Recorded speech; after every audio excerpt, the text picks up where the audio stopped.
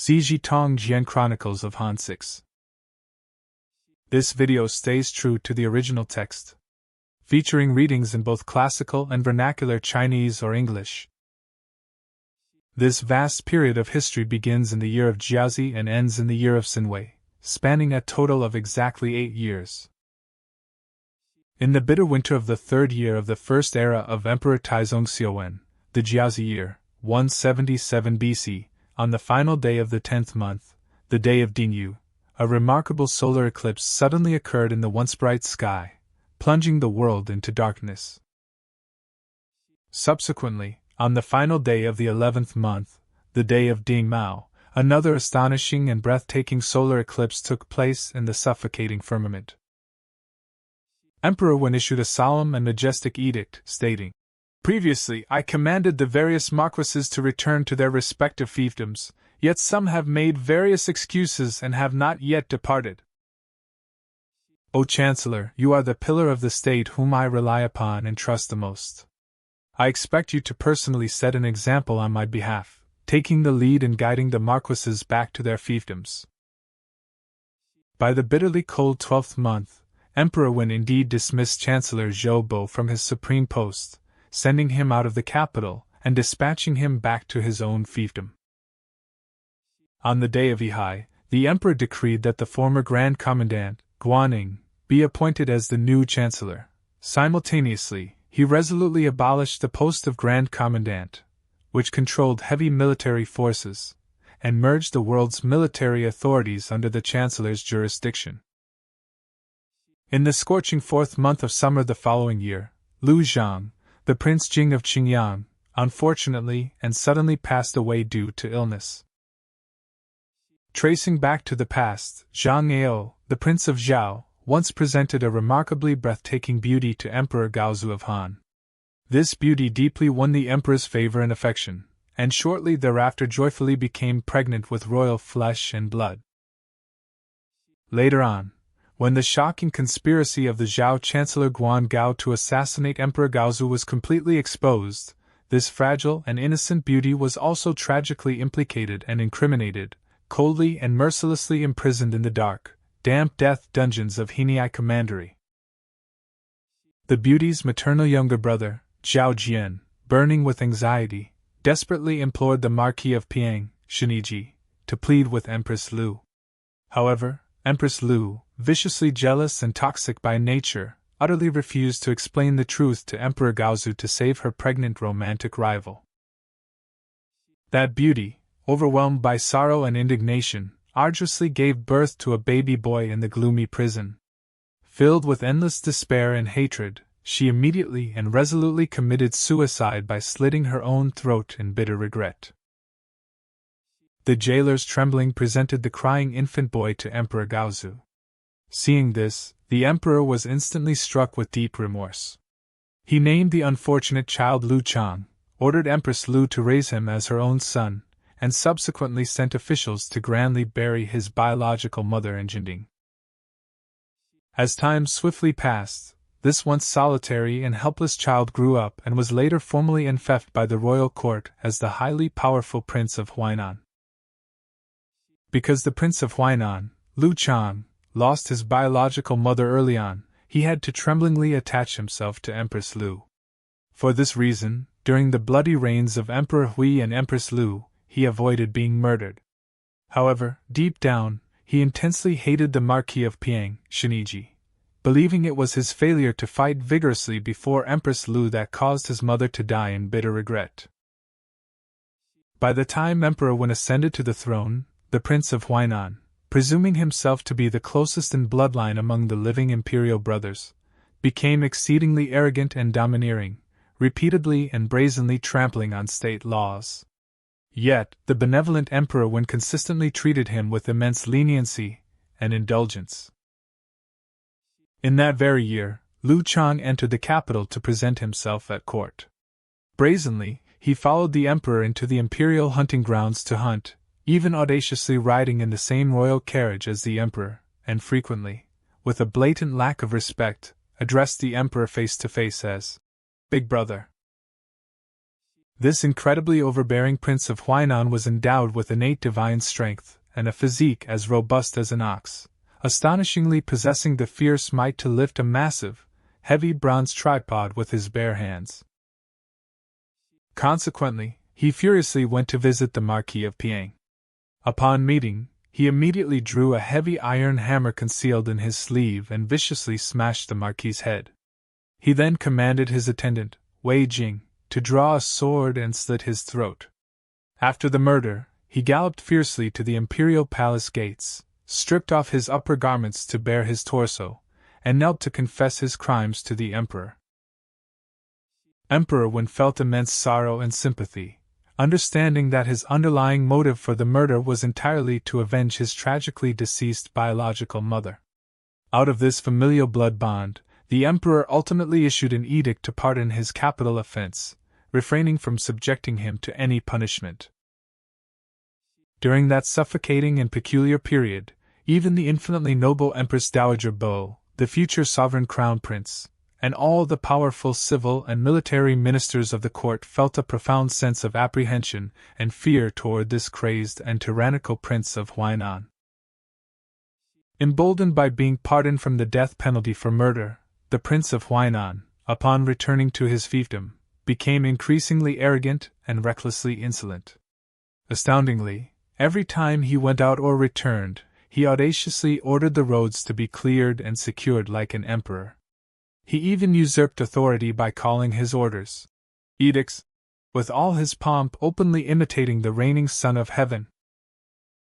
Seeing the perilous situation, the fiercely upright minister Yuan immediately and directly admonished Emperor Wen, saying, Your Majesty, if the regional vassal kings are allowed to become excessively arrogant and domineering, it will inevitably breed irredeemable, catastrophic disasters in the future.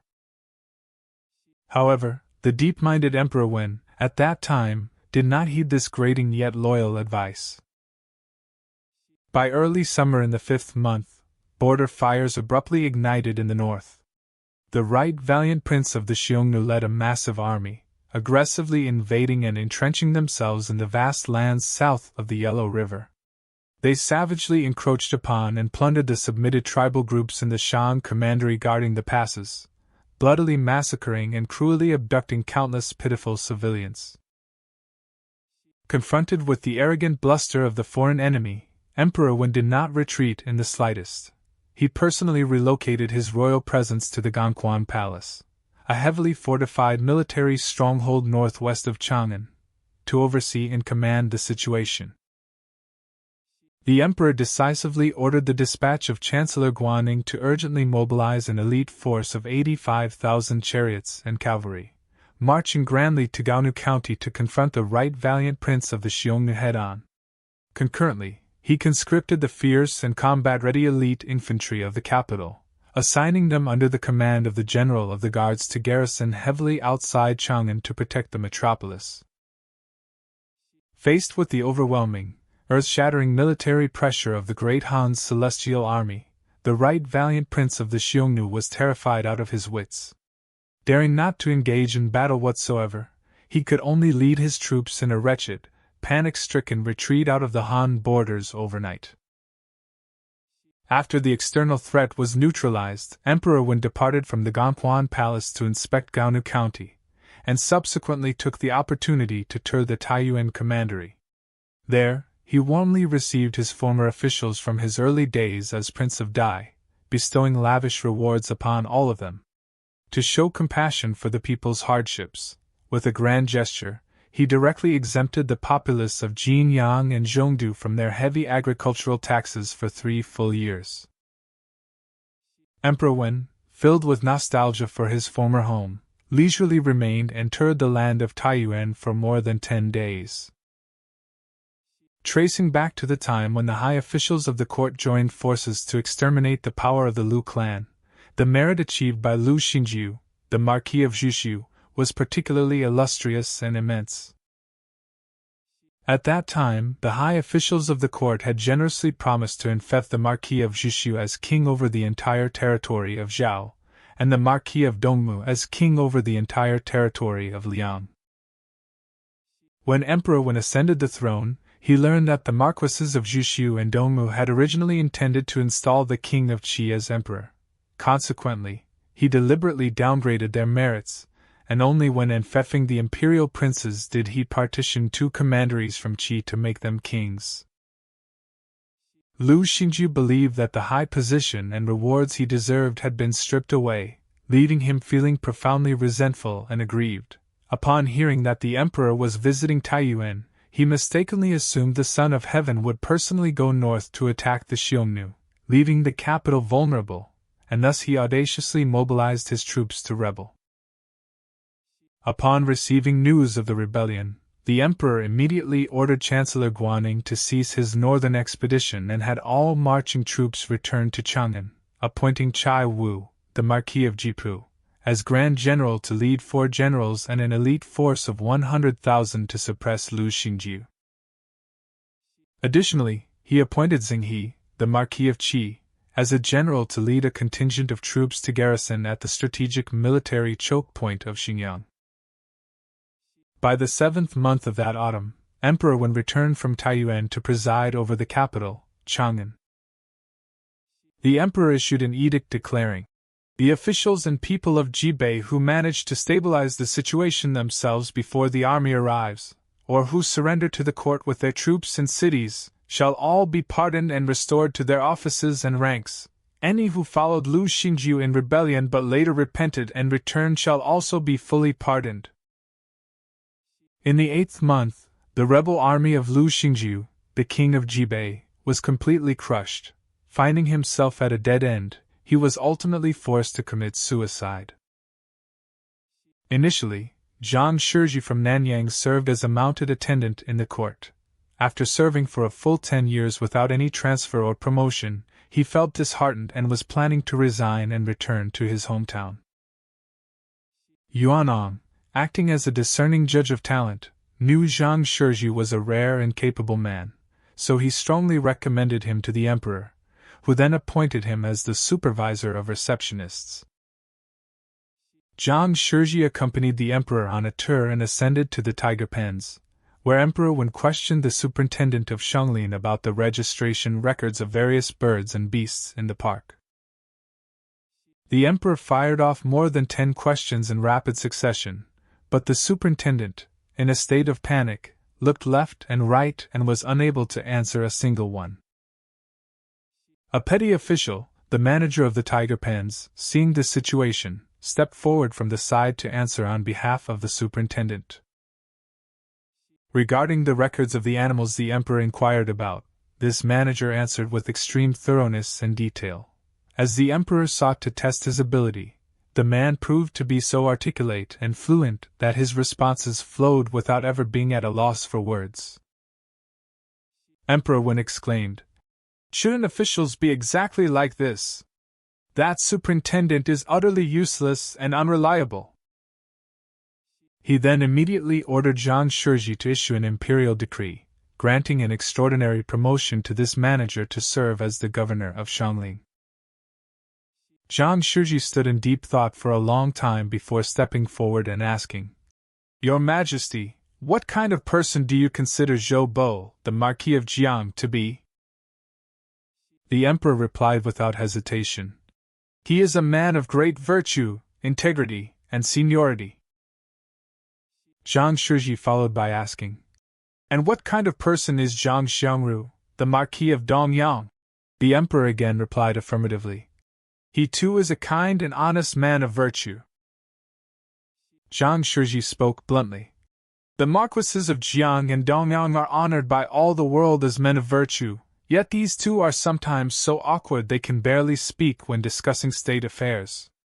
Should they then be expected to imitate this manager, chattering incessantly and relying on glibness to please your Majesty?" Furthermore, the Qin dynasty met its end precisely because it favored petty legalistic clerks who vied with one another to excel in speed and harsh scrutiny. The flaw in that approach was that the bureaucracy became filled with empty formalities without substance. The monarch heard nothing of his own faults, leading the state to gradual decline until it collapsed like crumbling earth beyond repair. Now, If your Majesty grants an extraordinary promotion to this manager simply for his eloquence, I fear the world will follow this trend like windblown grass, with everyone vying to be articulate, while abandoning true substance and hard work. Indeed, the way subordinates emulate their superiors is swifter than a shadow following a form or an echo answering a sound. Therefore, every action and decision of the court must be scrutinized with the utmost caution. Emperor Wen, as if waking from a dream, exclaimed, "You are absolutely right," and consequently rescinded the order, no longer appointing the manager. The emperor boarded his royal carriage to return to the palace, and specifically issued a command for Zhang Shizhi to ride alongside him as his companion. As the carriage traveled slowly, the emperor questioned Zhang Shizhi in depth about the lessons of the Qing dynasty's collapse, and Zhang Shizhi answered everything with candid honesty according to the underlying truths.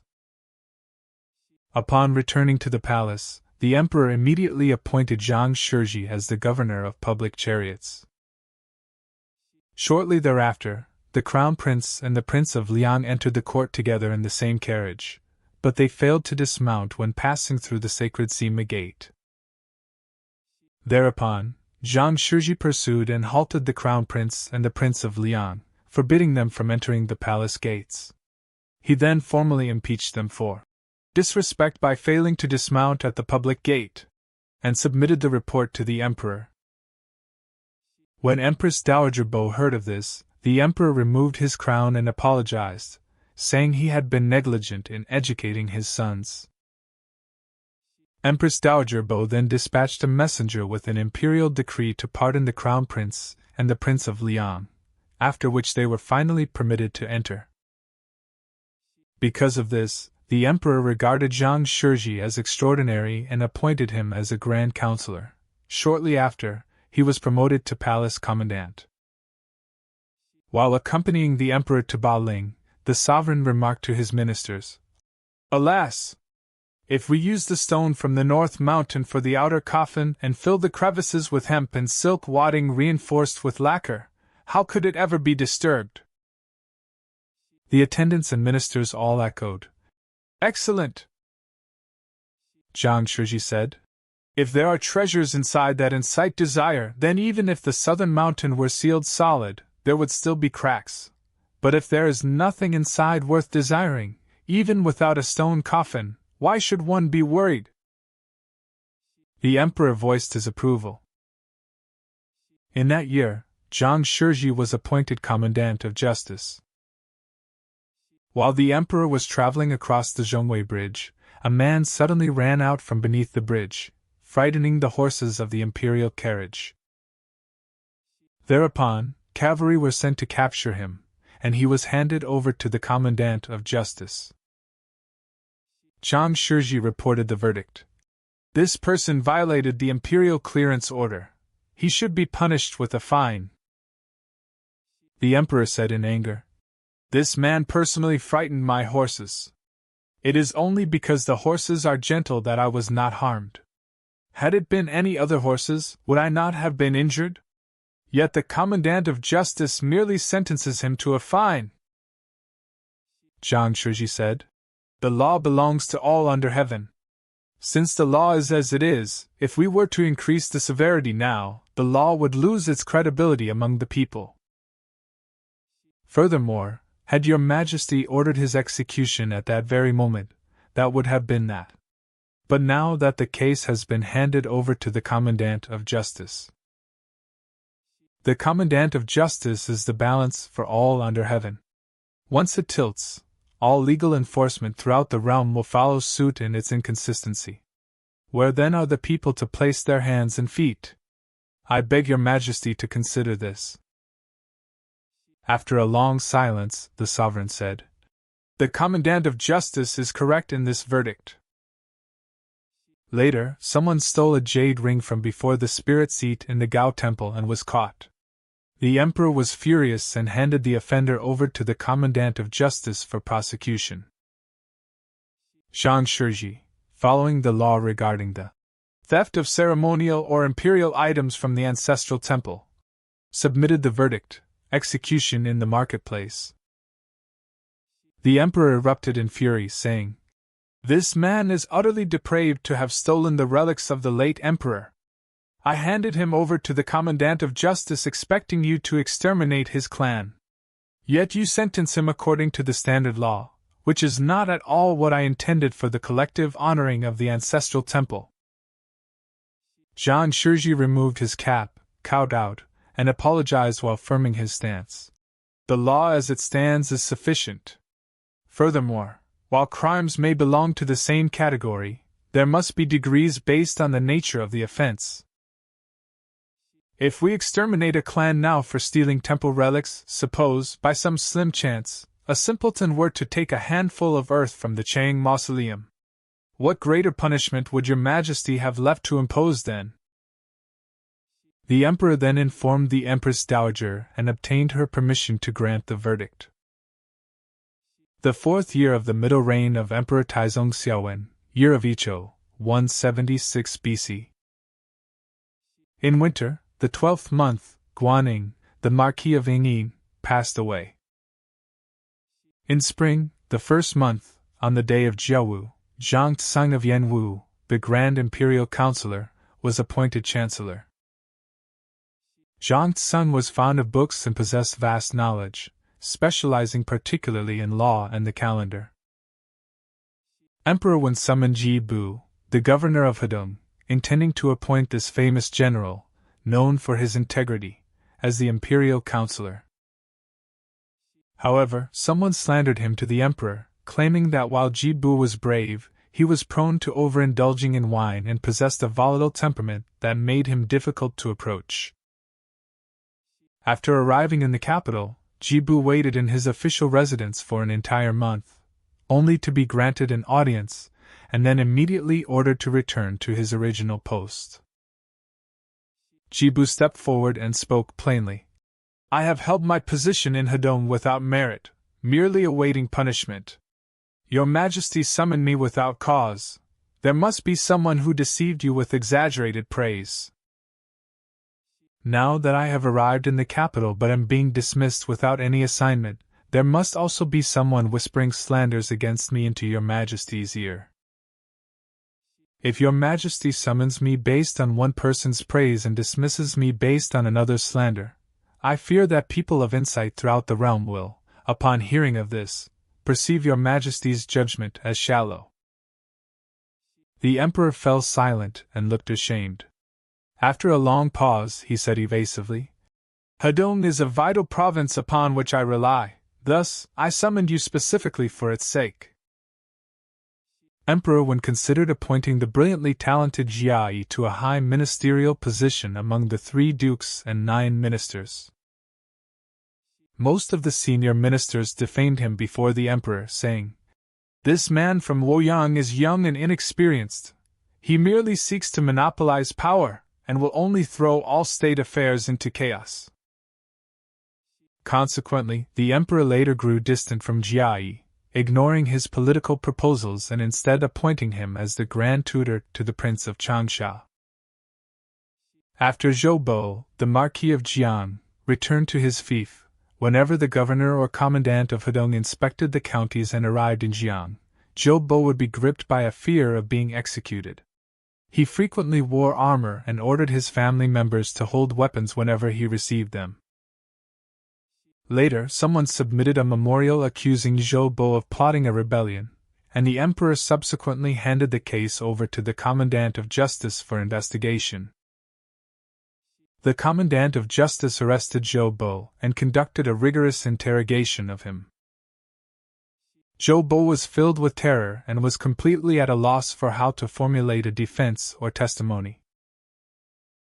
The jailers gradually began to insult and humiliate him. Having no other choice, Zhou Bo bribed a jailer with 1,000 pieces of gold. Upon receiving the money, the jailer secretly wrote words on the back of a wooden tablet to hint, "Use the princess as your witness." The princess was the biological daughter of Emperor Wen, and Zhou Bo's eldest son, Zhou Xingji, happened to be married to her. Empress Dowager Bo also remained convinced that Zhou Bo was by no means the type of person who would initiate a rebellion. When Emperor Wen went to pay his respects to the Empress Dowager, she angrily threw a silk headband at him and rebuked. Back then, Zhou Bo exterminated the Lu group, held the imperial seal, and commanded the elite northern army. If he did not rebel then, why would he want to rebel now while living in a small county? The emperor had already reviewed Zhou Bo's testimony from prison, so he quickly apologized, saying, "The officials are currently verifying the evidence, and will release him shortly." Consequently, the emperor dispatched an envoy carrying the imperial tallies to pardon Zhou Bo and restore his title and fiefdom. After Zhou Bo was released, he lamented with deep feeling. "I once commanded 1,000,000 soldiers, yet how could I have known that a mere jailer could wield such power and significance?" The court ordered the construction of the Guqing Temple. The 5th year of the first era of Emperor Taizong Xiaowen, the year of Bingyin, 175 BC. In the 2nd month of spring that year, an earthquake occurred. Originally, the Qin dynasty used half-ounce coins. Emperor Gaozu, Liu Bang, disliked them for being too heavy and inconvenient for circulation, so he ordered the minting of pod money, which was as light and thin as a seed pod. As a result, prices skyrocketed, with the cost of rice reaching as much as 10,000 coins per shur. In the 4th month of summer, the court again changed the coinage to forju coins and abolished the law prohibiting illegal minting, allowing the common people to mine copper and mint their own coins.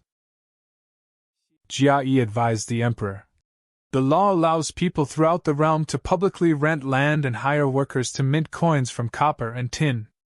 Those who dare to adulterate the metal with lead or iron for deceitful profit are to be punished by tattooing their faces." Yet the reality of minting coins is that without using deceitful mixtures, one cannot make a profit, but even a very slight adulteration can yield substantial gains. Some actions invite disaster, and some laws foster corruption. Now that the common people have the power to mint coins, they all cast them in secret. Trying to prohibit small deceits fueled by great profits is futile. Even if tattooing punishments are reported daily, the momentum will not stop. Recently, the number of commoners committing crimes related to minting has reached hundreds in a single county, and those suspected by officials and subjected to flogging or forced into flight are even more numerous. Setting up a law to lure the people into a hidden pit, what could be more extreme than this? Furthermore, the people's use of currency varies by county. In some places using light coins, an extra amount must be added for every 100. In others using heavy coins, even a fair weight is not accepted. If a legal currency standard is not established and officials rush to force uniformity, it will lead to tedious and harsh administration that the people simply cannot endure. If we let it be and fail to restrain it, different currencies will circulate in the markets, and the monetary system will fall into total chaos. If we do not find the right approach, what direction could possibly work? Now agricultural work is abandoned as copper miners increase daily. They lay down their plows and hoes to melt metal and burn charcoal. Consequently, counterfeit coins multiply every day, while the essential 5 grains do not. Good men are tempted into wickedness, and honest citizens are trapped and led to execution. Such excessive punishment and slaughter are highly inauspicious. How can this be ignored? The state recognizes this as a grievance, and officials and council will surely say, "Prohibit it." However, if the method of prohibition is incorrect, the damage to society will surely be even greater. If minting is suddenly forbidden, currency will surely become scarce and valuable. When money is dear, the profit from private minting will be so vast that illegal minters will rise like clouds. At that point, even the death penalty will not suffice to stop them. Wicked deceits multiply beyond limit, and legal prohibitions repeatedly collapse, it is the availability of copper that has made it so. As copper is scattered throughout the realm, the disaster it causes is immense. Thus, it would be better for the state to reclaim it. Jia Shan also submitted a memorial, stating, "Money is a useless object in itself, yet it can be used to exchange for wealth and high status. Wealth and status are the handles of power manipulated by the sovereign. Allowing the people to mint money is letting them share these handles with the sovereign, a situation that must not be allowed to endure." In the end, Emperor Wen did not accept these earnest suggestions. At that time, the Grand Counselor Deng Tong was enjoying the peak of the emperor's favor. Wishing to make him immensely wealthy, the emperor bestowed upon him a copper mountain in Yandao, Shu Commandery, and authorized him to mint his own coins. Liu Bai, the king of Wu, possessed a copper mountain in Yuzhong. He recruited fugitives and outlaws from all over the realm to labor in the mines and mint vast quantities of currency. Simultaneously, he conducted large-scale operations in the eastern coastal regions to boil seawater and produce salt. Consequently, the people of Wu were not required to pay any taxes, yet the state's fiscal resources remained exceedingly abundant and sufficient. As a result, the coins minted by the king of Wu and Deng Tong spread like a tide across every corner of the realm. Initially, the emperor partitioned the kingdom of Dai into two states, appointing his son Lu Wu as the king of Dai and Lu Ken as the king of Taiyuan.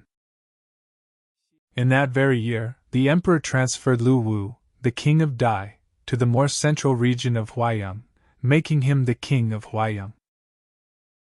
He then designated Lu Ken, the king of Taiyuan, as the king of Dai, allowing him to rule over the entirety of the original territory of Dai. The sixth year of the middle era of Emperor Taizong Xiaowen, year of Dimao, 174 BC. In the 10th month of that winter, when everything should have been withered, the peach and plum trees unexpectedly bloomed out of season. The king of Huainan, Lu Chang, unilaterally enacted his own laws within his fief, expelled the officials appointed by the Han central government, and audaciously requested the right to personally appoint his own chancellors and high-ranking officers of the 2,000 shi rank. Out of sibling affection, the emperor went against his own principles and the legal system to accommodate Lu Chang's unreasonable demands. Furthermore, Lu Chang wantonly executed innocent people and independently granted noble titles to his followers, some as high as the rank of Marquis of Guanyai. He repeatedly submitted memorials that were arrogant and disrespectful, using language that was exceedingly insolent. The emperor viewed the matter seriously and personally rebuked him.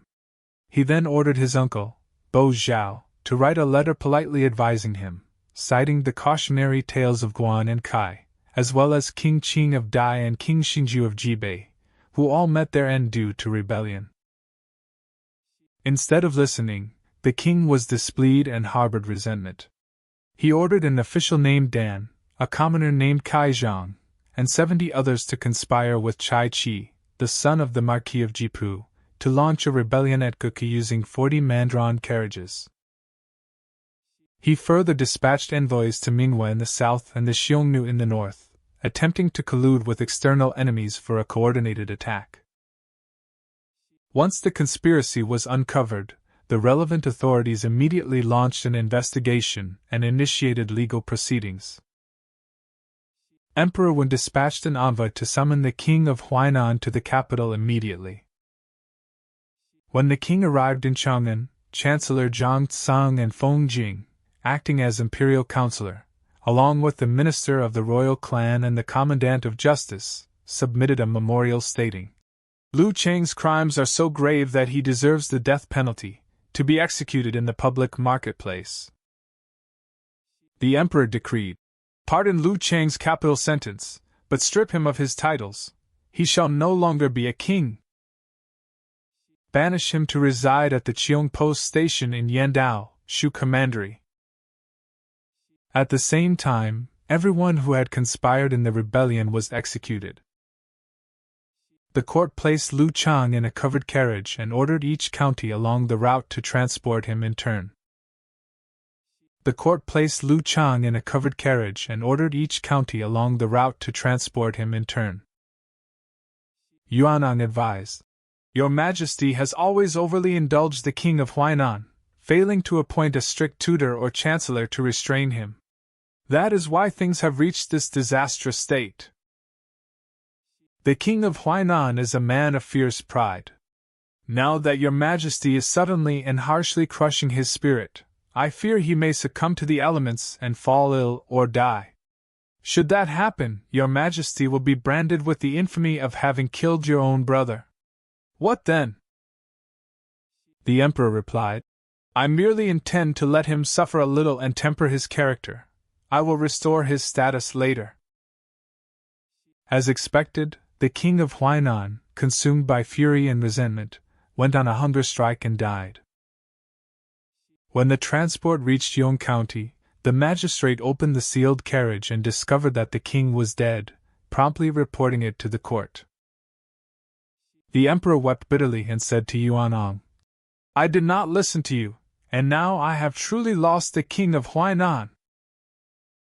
What should be done now?" Yuanong said, "Only by executing the chancellor and the imperial councillors to apologize to the realm can your reputation be restored." The emperor immediately ordered the chancellor and the imperial councillors to arrest and prosecute the attendants along the route who failed to open the seals to feed and care for the King of Huainan, executing them all. The King of Huainan was buried in Yong according to the rites of a marquis, and 30 households were assigned to guard his tomb. The Chanyu of the Xiongnu sent a letter to the Han saying, "Previously, when your Majesty discussed the matter of peace through marriage, the words were sincere, and we were both greatly pleased. But the Han border officials encroached upon and insulted our worthy Prince of the Right. The worthy Prince of the Right, without seeking my permission, followed the advice of Hoi Luho Nanji and others, engaging in armed conflict with the Han officials. This broke the covenant between our two sovereigns and estranged our fraternal bond. Therefore, I punished the worthy Prince of the Right by ordering him to march west, locate the Yuezhi, and attack them. By the grace of heaven, and because our officers are skilled and our horses strong, we have utterly crushed and annihilated the Yuezhi, executing or accepting the surrender of all, and pacifying their lands. Lulan, Wusun, Hujia, and 26 neighboring states have all become part of the Xiongnu. All the people who draw the bow are now united into one family, and the northern lands have been fully pacified. It is my desire to cease hostilities, rest the troops, nourish the horses, erase past grievances, and restore our former covenants so that the border people may live in peace. If your Majesty does not wish the Xiongnu to approach the borders, then you should command your officials and people to move further away." Emperor Wen replied, "The Chanyu wishes to erase past grievances and restore the old covenant. I greatly commend this. This is truly the aspiration of the sage kings of old. The Han and the Xiongnu are bound as brothers, therefore, the gifts sent to the Chanyu have been exceedingly generous. However, those who have turned their backs on the covenant and estranged our fraternal bond have consistently been on the side of the Xiongnu. As the actions of the worthy Prince of the Right occurred prior to the general pardon, I asked the Chanyu not to punish him too severely. If the Chanyu remains true to the intent expressed in this letter and clearly instructs his officers to honor the covenant and maintain good faith, then I shall respectfully act according to the Chanyu's words." Later, after a short while, Modu Chanyu, the formidable leader of the Xiongnu, passed away, and his son Zizhi succeeded him, titled Laozhang Chanyu. When Laozhang Chanyu first took the throne, Emperor Wen, seeking to maintain border peace, again sent a princess of the imperial clan to be the Chanyu's consort, and appointed a eunuch from Yen named Zhongheng Shua to serve as her tutor. Zhongheng Shao truly did not wish to go to the desolate frontier, but the Han government disregarded his plea and forced him to depart. Before his departure, Zhongheng Shao made a solemn and bitter vow. If it must be me, I will certainly become a catastrophic threat to the Han. As soon as Zhongheng Shao arrived among the Xiongnu, he surrendered to Lao's Hang Chanyu without hesitation. The Chanyu, discovering his vast knowledge, grew very close to him and favored him greatly. Initially, the Xiongnu greatly coveted and enjoyed the fine silks, cotton floss, and various delicious foods produced by the Han dynasty. Zhongheng Shao strongly advised. The total population of the Xiongnu is less than that of a single commandery in the Han. Yet, the reason the Xiongnu are strong is that your clothing and food customs are entirely different, meaning you have no dependence on the Han for survival.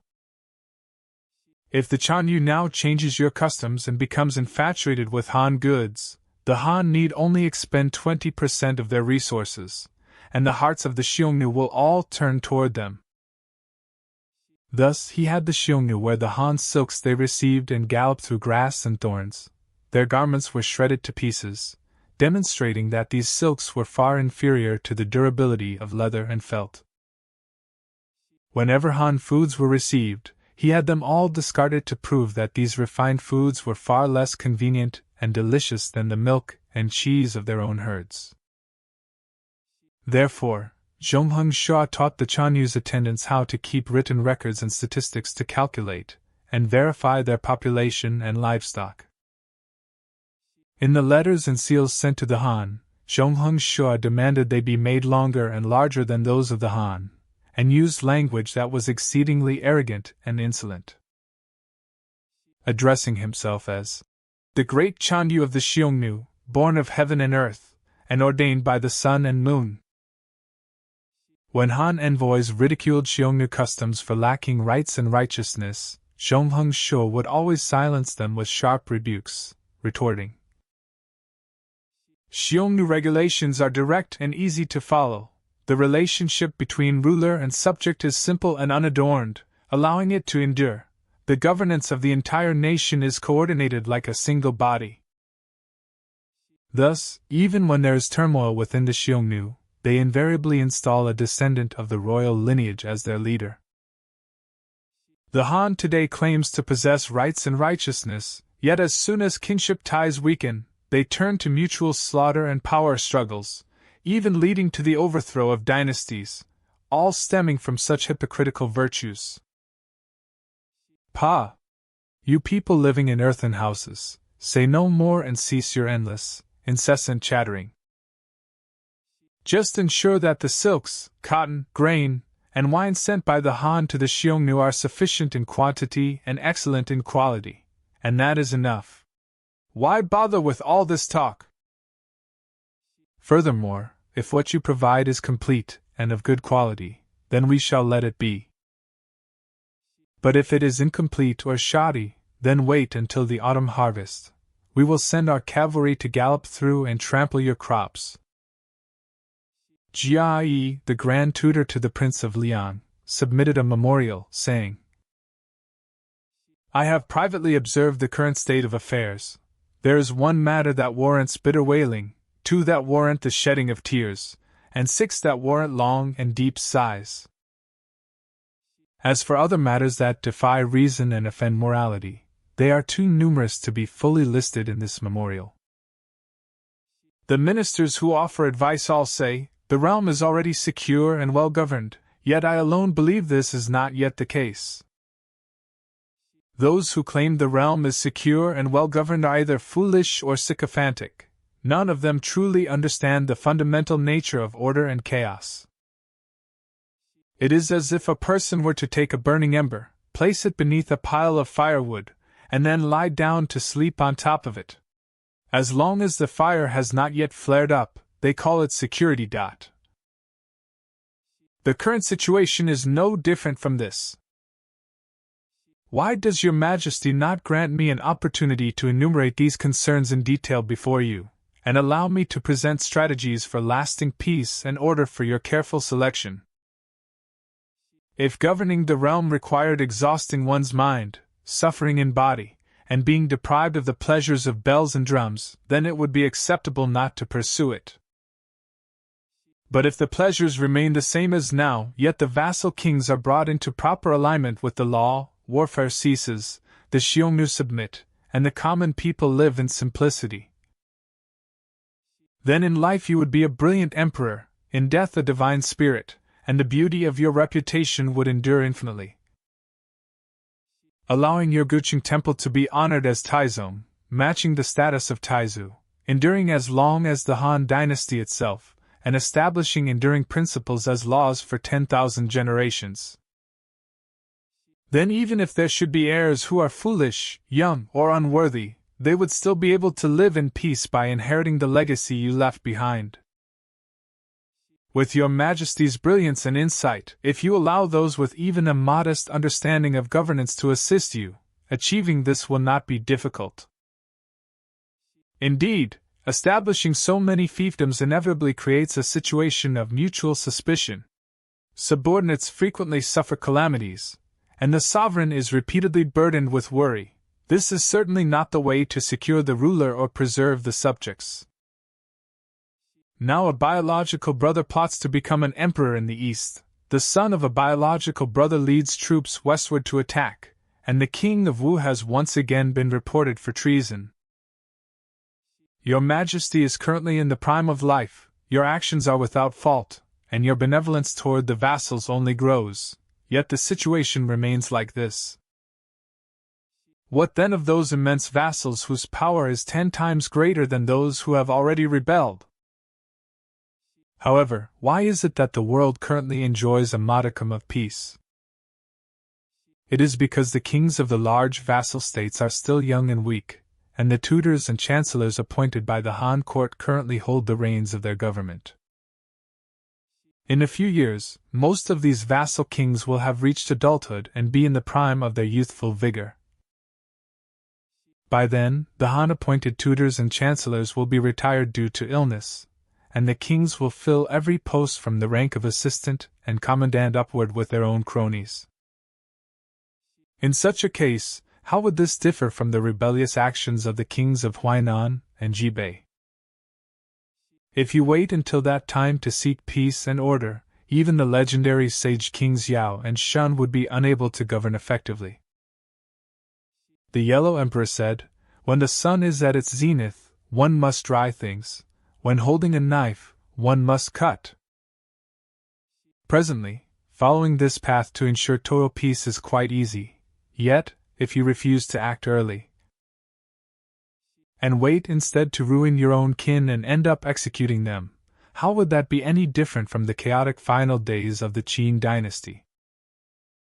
As for those kings of different surnames who relied on their strength to rebel, the Han was fortunate enough to defeat them, yet failed to change the underlying reasons why it happened.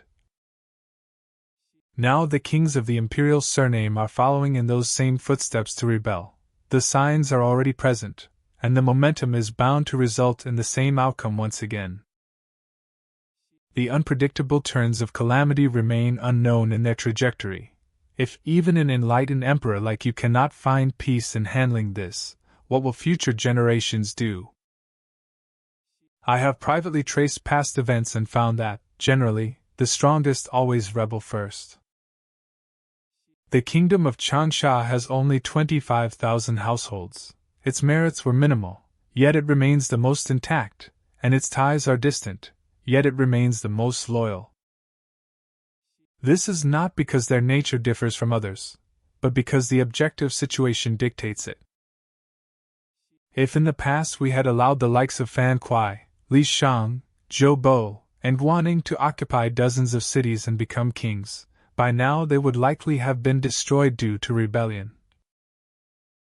Had the likes of Han Xian and Pingyu been ranked merely as marquises and resided in the capital, they might well still be alive today.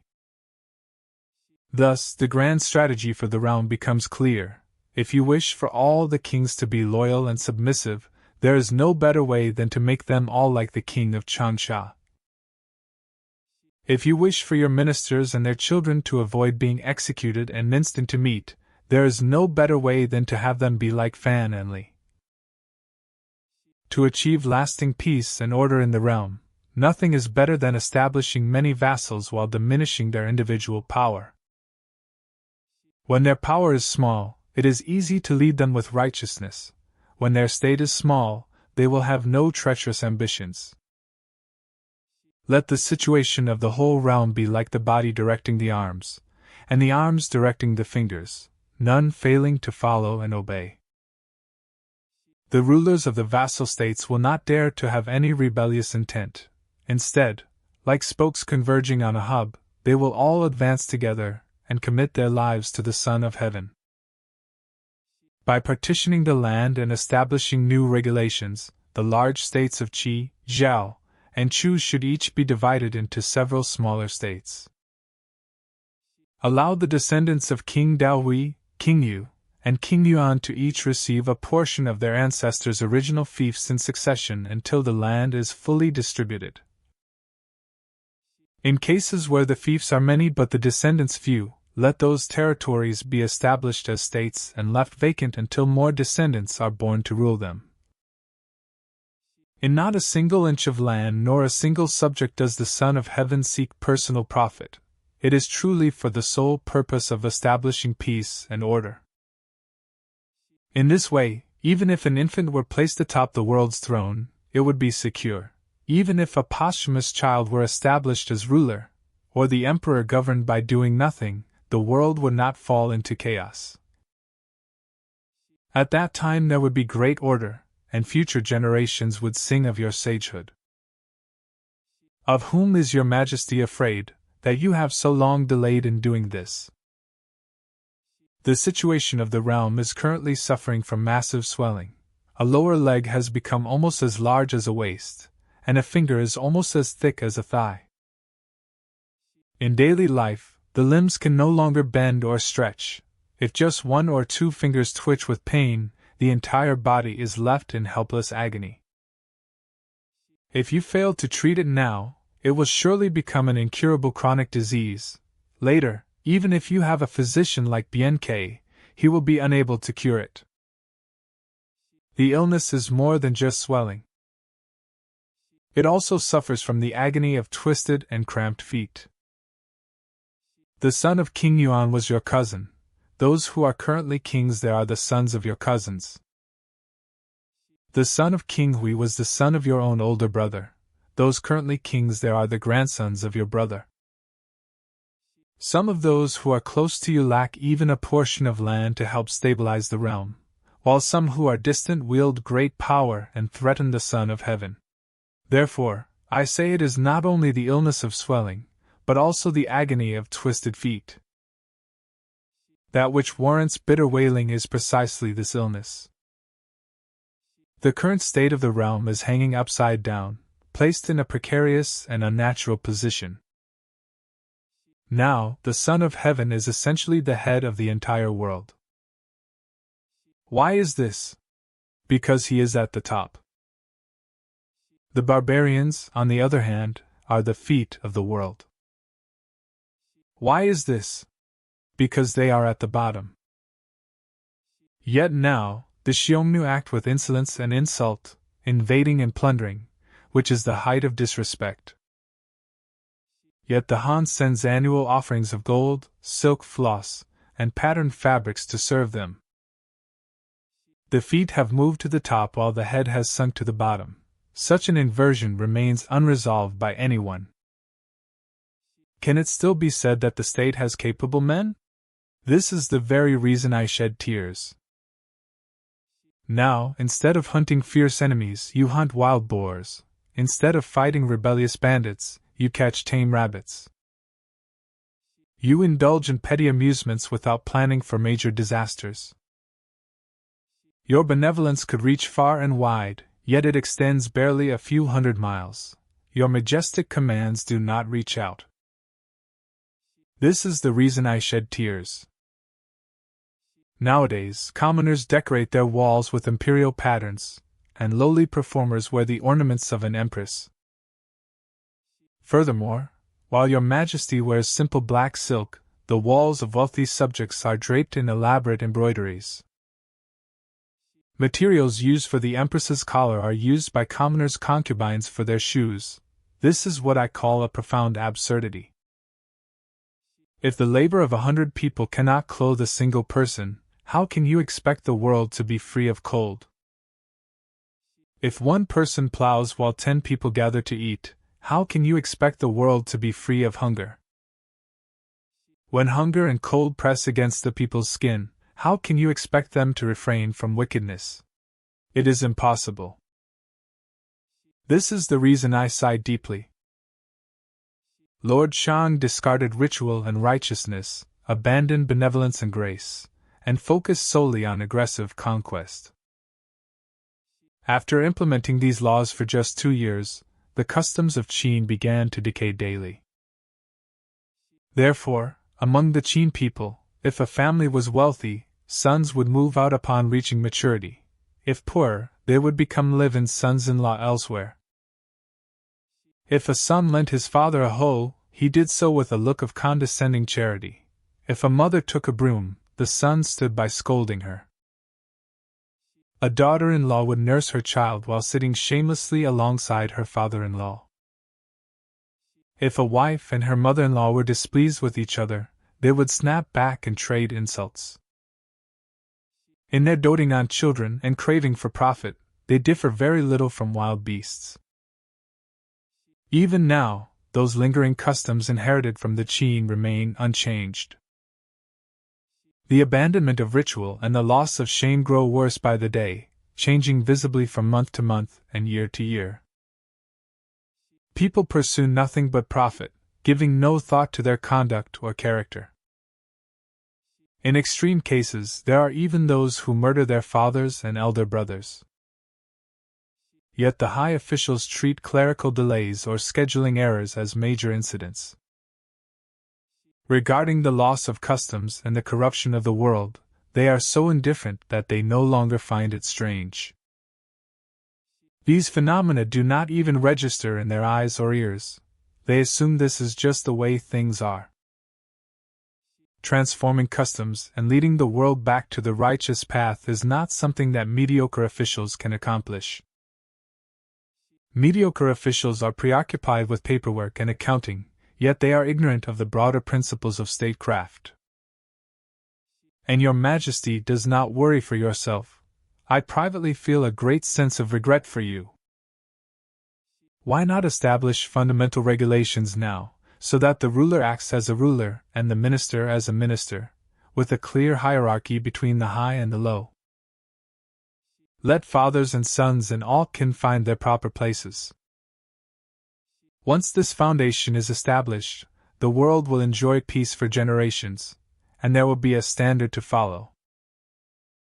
If fundamental regulations are not fixed, it is like crossing a great river without a rope or an oar. When you meet a storm in midstream, the boat will surely capsize. This is the reason I sigh deeply. The Xia, Shang, and Zhou dynasties held the mandate of heaven for dozens of generations, yet the Qin dynasty perished after only 2 generations of rule. Human nature does not differ greatly. Why then did the sovereigns of the 3 dynasties rule long with righteousness, while the Qin rulers were so short-lived and tyrannical without it? The underlying reason for this phenomenon can be clearly understood. In ancient times, as soon as a crown prince was born to a ruler, ceremonies were conducted according to sacred rites. The presiding officials, solemn and dressed in formal robes and caps, presented the infant prince at the southern outskirts to heaven. When passing the palace towers, they would dismount. When passing the ancestral temple, they would move with quick, respectful steps. Therefore, even while he was but an infant, the process of education was already well underway. Once the child gained awareness, the 3 dukes and the 3 junior tutors would clarify filial piety, benevolence, ritual, and righteousness to guide and accustom him. They would banish the wicked and ensure the prince never witnessed any evil conduct. Consequently, they selected upright scholars from across the realm, those renowned for filial piety, brotherly respect, vast knowledge, and mastery of statecraft, to guard and assist him. They were made to live, stay, depart, and enter alongside the crown prince. Thus, from birth, the prince witnessed only righteous affairs, heard only upright words, and walked only the correct path, surrounded on all sides by virtuous people. If one is accustomed to living with upright people, one cannot help but be upright, just as one born and raised in Xi cannot help but speak the Qi dialect. Similarly, if one is accustomed to living with unrighteous people, one cannot help but be unrighteous, just as one born and raised in the land of Chu cannot help but speak the Chu dialect. Confucius said, "Habits formed in youth become as innate as nature. Long-practiced customs appear as natural as instinct." As habits grow alongside wisdom, his actions align with the correct path without shame. When moral influence is integrated with the heart, adhering to the middle way becomes second nature. The reason the three dynasties endured so long was that they possessed such comprehensive means for assisting and nurturing the crown prince. But it was not so with the Qin. They had Zhao Gao mentor Hu Hai and instruct him in the ways of criminal law. What he practiced was either beheading and cutting off noses, or the total extermination of a person's three kindred. Hu Hai ascended the throne one day and began shooting people the next. Loyal critics were accused of slander, and far-sighted thinkers of heresy. He viewed killing people as nothing more than cutting down weeds. Is it merely that Hu Hai's nature was evil? It is because those who guided him did not do so with reason. A common proverb says, "The overturn of the front carriage serves as a warning for the one behind." The reason the Qin dynasty met such a swift end can be clearly seen in the tracks it left behind. Yet if one does not avoid them, then the trailing carriage will likewise be overturned. The destiny of the realm hangs upon the crown prince. The excellence of the crown prince depends on early instruction and the selection of his attendants. If instructions are imparted before the heart becomes tainted, moral influence is easily achieved. Inspiring him with the principles of righteousness, learning, wisdom, and morality is the power of education. As for his daily habits and long-term conduct, they are determined merely by his retinue. People of the Hu and Yu tribes are born with the same cries, and their desires are no different. But as they grow and form distinct customs, they cannot understand each other even through multiple translations. Some would even choose death rather than become like the other, which is the result of education and habit. Therefore, I say that selecting a retinue and providing early instruction are the most urgent tasks. If education is sound and the retinue is upright, the crown prince will be upright, and when the prince is upright, the realm will be secure. The Book of Documents says, "When the one man has joy, the millions of people rely on it." This is the most pressing task of our time. The intelligence of ordinary people is capable of perceiving what has already occurred, yet it fails to foresee what is about to happen. Right functions as a deterrent before an event unfolds, whereas law serves as a prohibition after the fact. Consequently, the utility of law is easily seen, while the profound effects of right are difficult to perceive. As for rewards to encourage virtue and punishments to deter vice, the ancient kings held fast to these policies with the steadfastness of gold and stone. Their decrees were as reliable as the four seasons. Their justice was as selfless as heaven and earth. How could they possibly neglect the use of such means? However, when we speak repeatedly of right, it is because its value lies in eradicating evil before it sprouts and instilling instruction in the subtlest details. Allowing the people to daily move toward virtue and distance themselves from sin without even realizing it. Confucius said, In presiding over lawsuits, I am like anyone else. What is necessary, however, is to cause there to be no lawsuits at all. For those who devise strategies for a sovereign, nothing is better than first scrutinizing what to adopt and what to reject. Once the principles of selection are fixed within, the seeds of safety or peril will manifest themselves without. The Qin king's desire to honor his ancestral temples and ensure the safety of his descendants was identical to that of Tang and Wu. Yet Tang and Wu magnified their virtuous conduct and did not lose their empires for 600 or 700 years. Whereas the Qin king governed the world for a mere 10 years before suffering a total collapse. There is no other reason for this. Tang and Wu were prudent in their choices of what to adopt and reject, while the Qin king was not. Now, the realm is like a great vessel. If one places a vessel in a secure spot, it remains stable. If one places it in a perilous spot, it becomes endangered. The nature of the realm is no different from that of a vessel. It depends entirely upon where the Son of Heaven places it. Tang and Wu placed the realm upon the foundations of benevolence, righteousness, ritual, and music, passing it down to their descendants for dozens of generations. This is known to everyone in the world. The Qin king placed the realm upon the foundations of decrees, laws, and harsh punishments, bringing disaster nearly upon himself and resulting in the complete slaughter of his descendants. This is seen by everyone in the world. Is this not a clear demonstration and grand verification? People say, the way to listen to advice is to observe it through actual deeds, then those who speak will not dare to speak recklessly. Nowadays, some claim that ritual and righteousness are inferior to laws and decrees, and that moral instruction is inferior to punishments.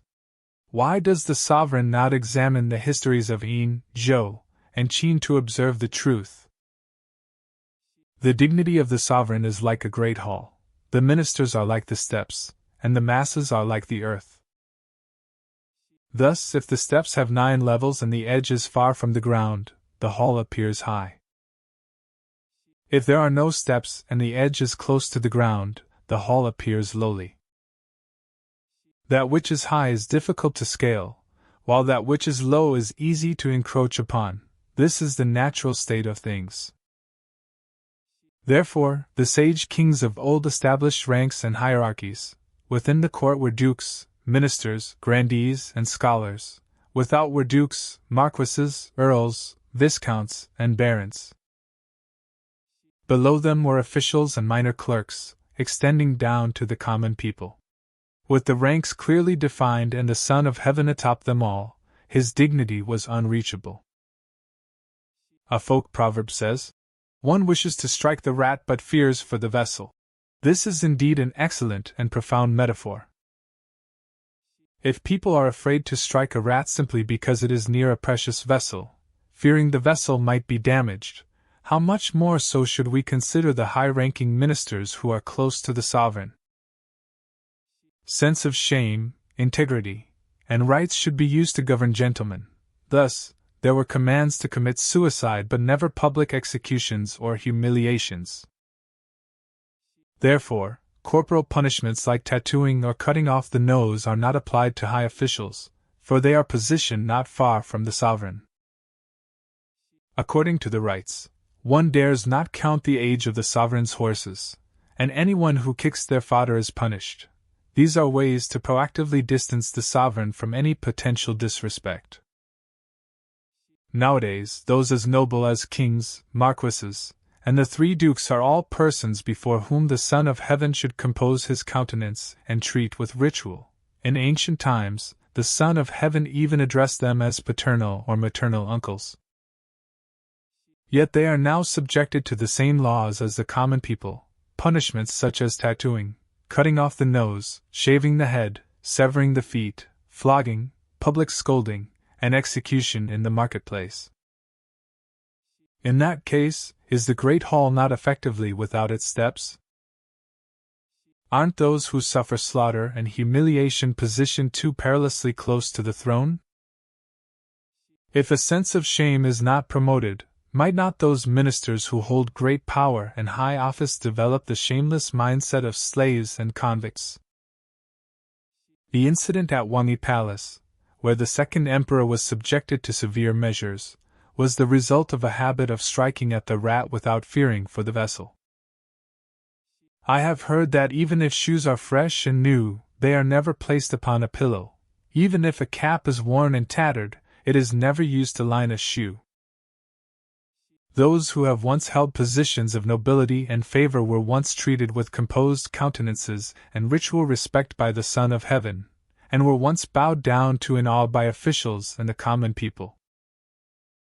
Now, should they commit an error, the emperor may order them deposed, dismissed, granted death, or even exterminated.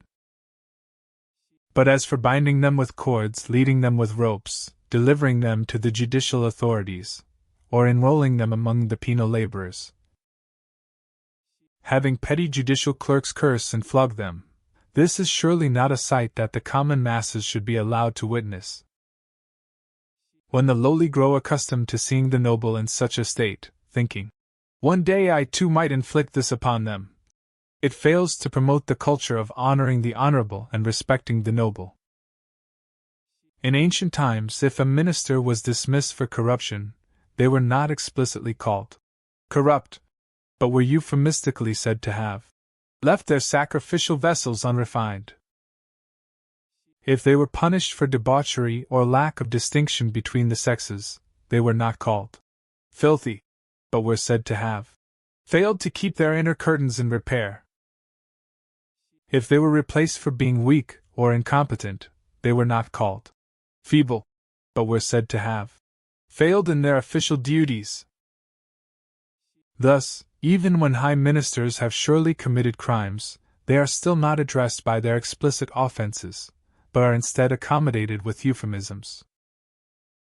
Therefore, those who found themselves subject to severe reprimand or rebuke would put on a white cap with coarse tassels, carry a tray of water with a sword upon it, and proceed to the chamber of petition to request their own punishment. The sovereign would not have them bound or led along by ropes. Those with moderate crimes, upon hearing the command, would voluntarily resign and submit to judgment. The sovereign would not have people twist their necks to force punishment upon them. Those with capital offenses, upon hearing the command, would face north and bow twice, then kneel and take their own lives. The sovereign would not send people to seize them by the hair and pin them down to execute them. It was as if the sovereign said, "You, my minister, have indeed erred, yet I have treated you with all the rights due to your station." Treated with the rights, the ministers feel self-worth and joy. Bound by a sense of shame, the people value their integrity and conduct. If a sovereign treats his ministers with shame and rights, yet they do not repay him with integrity and noble conduct, then they are simply not of the human race. Therefore, once transformation is achieved and customs are fixed, all those who serve as ministers will prioritize conduct over profit and uphold integrity and submission to righteousness. Thus, they can be entrusted with unbridled power and the care of a young orphan heir. This is the fruit of sharpening the sense of shame and practicing the rights. What, then, does the sovereign have to lose? To fail to do this while allowing that other path to persist long. This is why I say it is a matter that calls for deep sighing. Zizhi used the previous arrest and imprisonment of the Marquis of Jiang, who was eventually cleared of all charges, to tactfully reproach the sovereign. The sovereign deeply accepted his words and treated his subordinates with ritual decorum. Thereafter, when ministers committed crimes, they all committed suicide and were not subjected to corporal punishment. The 7th year of the first era of Emperor Taizong Xiaowen, the year of Wuqian, 173 BC. In the 10th month of winter, an edict was issued. No one was permitted to arbitrarily arrest the mothers or wives of marquises, the sons of vassal kings, or officials with the salary of 2,000 shur. In the 4th month of summer, a general amnesty was granted throughout the realm.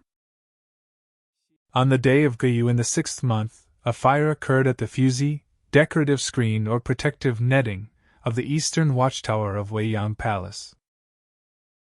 The common people sang a song regarding the king of Huainan.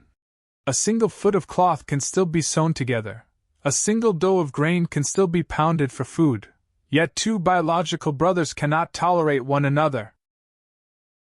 Upon hearing this, the emperor was deeply troubled and distressed by it. It was the 8th year of the middle era of Emperor Taizong Xiaowen, the year of Jiaisai in the lunar cycle, corresponding to 172 BC. In the summer, the emperor issued an edict to infect Luan and his 3 brothers, the sons of the late king of Huainan, as marquises. Jia Yi, realizing that the sovereign would inevitably restore them to the rank of kings, submitted a memorial of admonition, saying, "The rebellious and lawless conduct of the king of Huainan is so notorious that who in all the realm is not aware of his crimes? Your Majesty was gracious enough to pardon his death sentence, and merely banish him, that he subsequently died of illness. Who in the world would consider his death unjust? Now, by honoring and exalting the sons of a criminal, you are doing just enough to invite the slander and criticism of the entire realm. These men are young and vigorous. How could they ever possibly forget the fate of their own father? Take Bai Gongxing, for example. Those against whom he sought vengeance for his father were his own grandfather and uncle. When Bai Gong incited chaos, it was not out of a desire to seize the state or replace the ruler. Rather, it was to vent his rage and satisfy his will, thrusting a weapon into his enemy's chest, intending only for both to perish together. Though Huainan is a small territory, Yingbu once utilized it for his rebellion. That the Han survived was merely a stroke of extraordinary luck. To hand over the resources capable of endangering the Han to the descendants of one's enemy is a highly disadvantageous policy. Give them multitudes and accumulate wealth for them, and if they do not seek revenge openly in the capital like Wu Zishu or Baigong, one must fear they will rise like Xuanzhu or Jingke from between the pillars. This is truly what is called lending weapons to a thief or giving wings to a tiger. I beg your Majesty to give this matter just a little more careful consideration." The sovereign, however, did not heed his advice. At that time, a comet appeared in the eastern sky. It was the 9th year of the middle era of Emperor Taizong Xiaowen, the year of Zhen Wu, corresponding to 171 BC. In the spring, there was a severe drought. It was the 10th year of the middle era of Emperor Taizong Xiaowen, the year of Xinwei, corresponding to 170 BC. In the winter, the sovereign traveled to Gonghuan for an imperial inspection. General Bo Zhao committed the audacious act of murdering an imperial envoy of the Han. The emperor, unable to bring himself to execute him directly, sent high officials to accompany him in drinking wine. He wished for Bo Zhao to take his own life in atonement, but Bo Zhao refused to comply. The emperor then commanded his ministers to dress in mourning clothes and go to Bo Zhao's house to wail for him. Only then did Bo Zhao commit suicide. I. Sima Guan, note, Li Diu held that, while Emperor Wen's execution of Bo Zhao was decisive and clear, it was not entirely settled in terms of moral righteousness.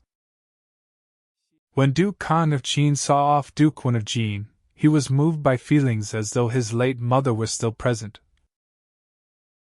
Given that the Empress Dowager was still alive and Bo Zhao was her only brother, to execute him without hesitation was not the way to comfort a mother's heart.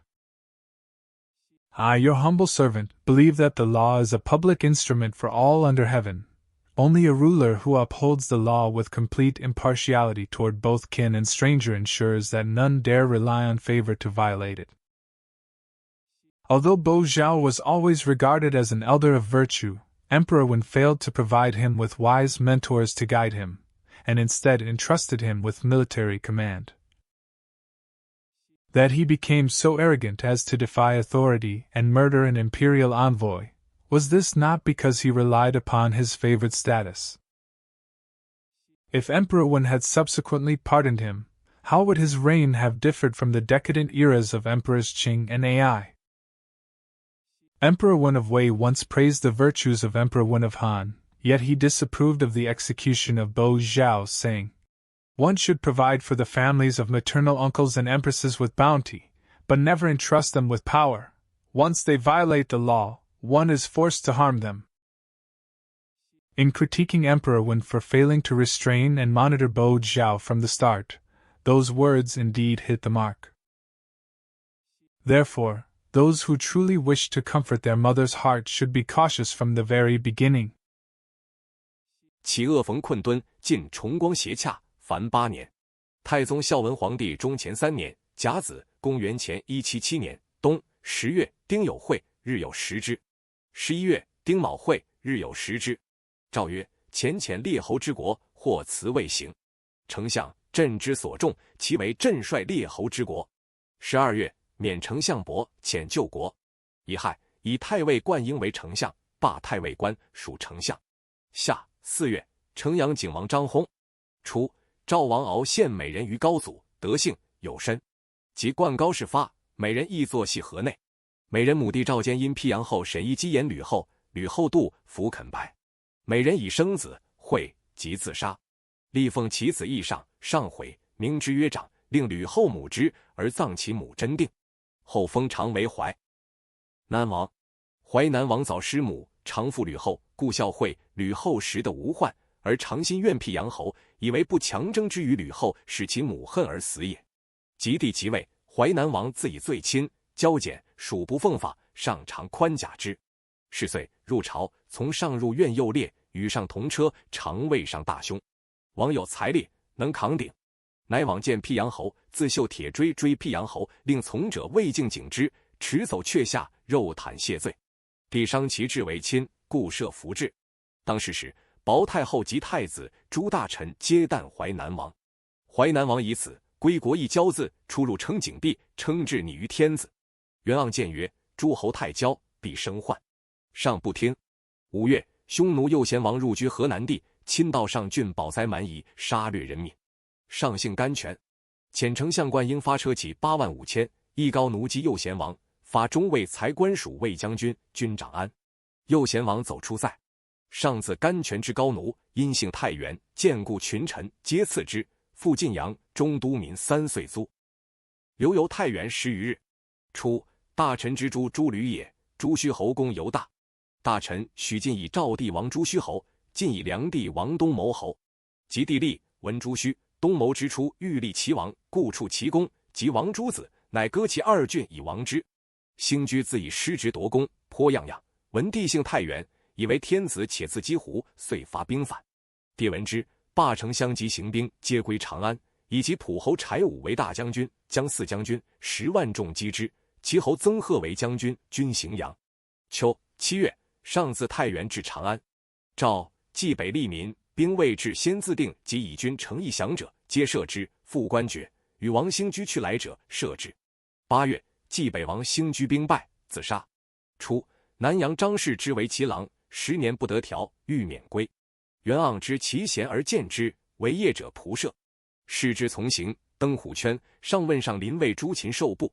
是欲问，谓左右侍，进不能对。虎圈色夫从旁代未对。上所问禽兽部甚稀，欲以观其能，口对响应，无穷者。帝曰：力不当若是邪？欲无赖。乃赵氏之拜色夫为上林令。是之久之前，曰：陛下以将后周勃，何如人也？上曰：长者也。又复问东阳侯张相如何如人也？上复曰：长者。是之曰：夫将侯、东阳侯称为长者，此2人言事曾不能出口，岂效此色夫喋喋利口结己哉？且秦以任刀笔之力，正以积极苛察相高。其必图闻惧而无实，不闻其过，凌迟至于土崩。今陛下以色服口辩而超迁之，臣恐天下随风而靡，争为口辩而无其事。夫下之话上，急于景享，举措不可不审也。帝曰：善。乃不拜色夫。上就车，召视之参圣。徐行问事知秦之弊，俱以至言。至公，上拜视之为公车令。请之，太子与梁王共车入朝，不下司马门。于是视之追止太子、梁王，无得入殿门，遂合不下宫门，不敬，奏之。薄太后闻之，帝免官，谢教儿子不谨。薄太后乃使使丞召摄太子、梁王，然后得入。帝由是其视之，拜为中大夫，请之至中郎将。从行至霸陵，上谓群臣曰：嗟乎！以北山石为果，用柱序着臣七其间，岂可动哉？左右皆曰：善。是之曰：使其中有可遇者，虽故南山有隙；使其中无可遇者，虽无实果，又何欺也？帝称善。是岁，视之为廷尉。上行出中卫桥，有一人从桥下走，胜于马经。于是使其捕之，属廷尉。视之奏当，此人犯弊，当罚金。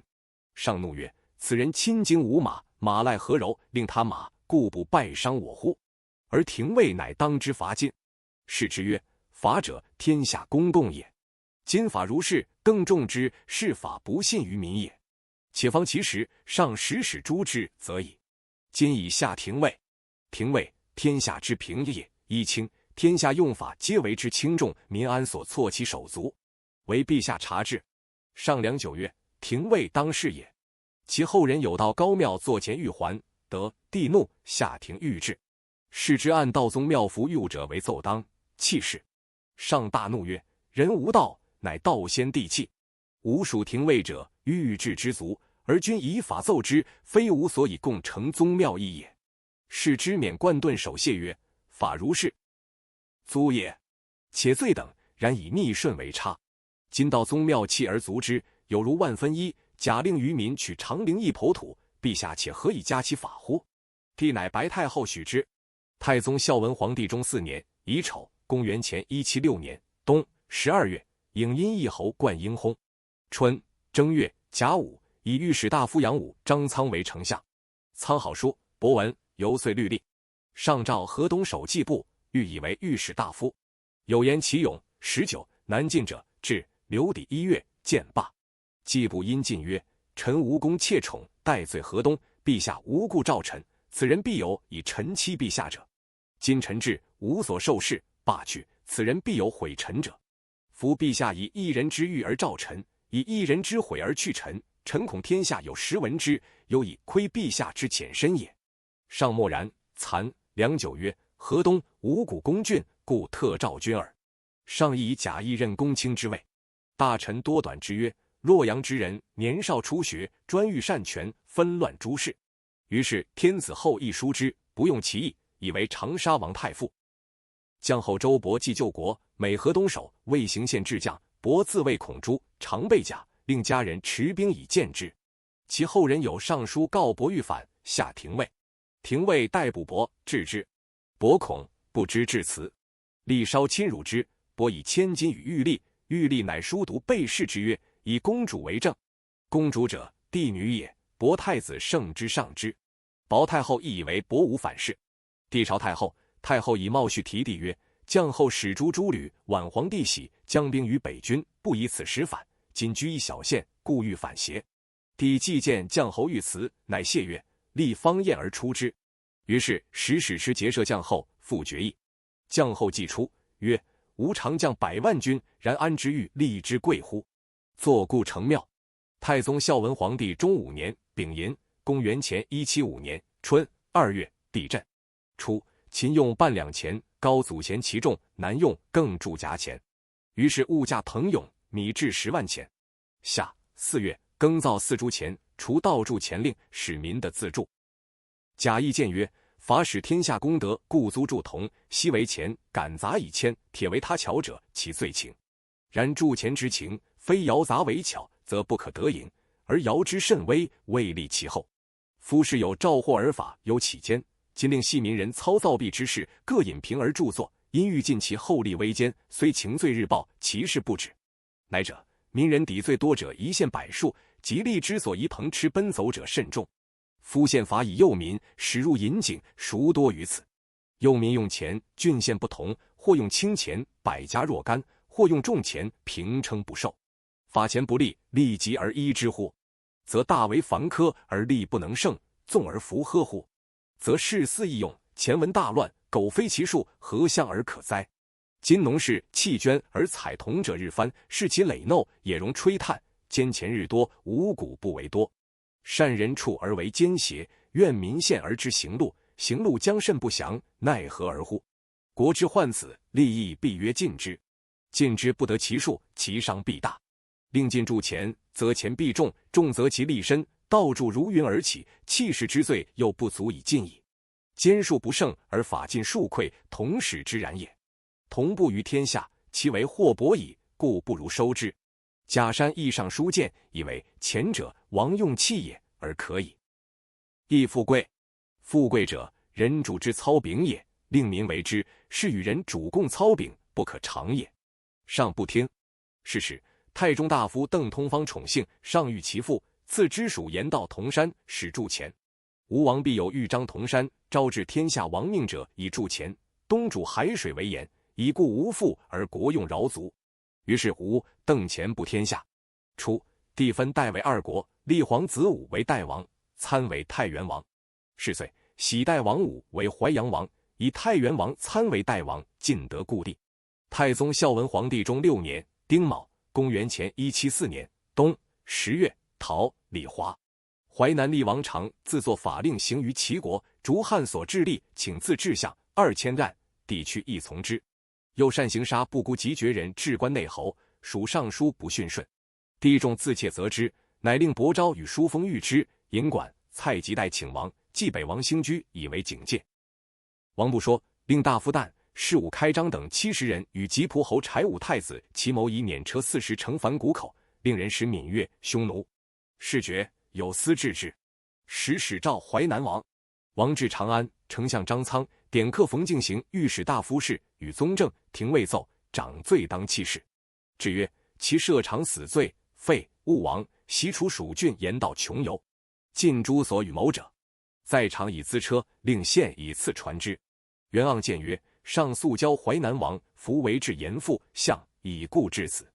淮南王为人刚，今报崔折之，臣恐卒逢误路病死，陛下有杀弟之名，奈何？上曰：吾特苦之耳，今复之。淮南王果愤会不使死，献传至雍，雍令发封，以死文。上哭甚悲，谓袁盎曰：吾不听公言，卒亡淮南王，今为奈何？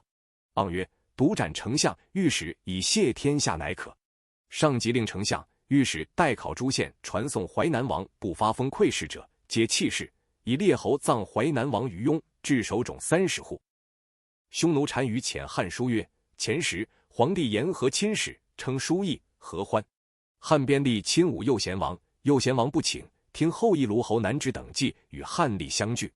决二主之约，离兄弟之亲，故伐右贤王，使之西求越之击之。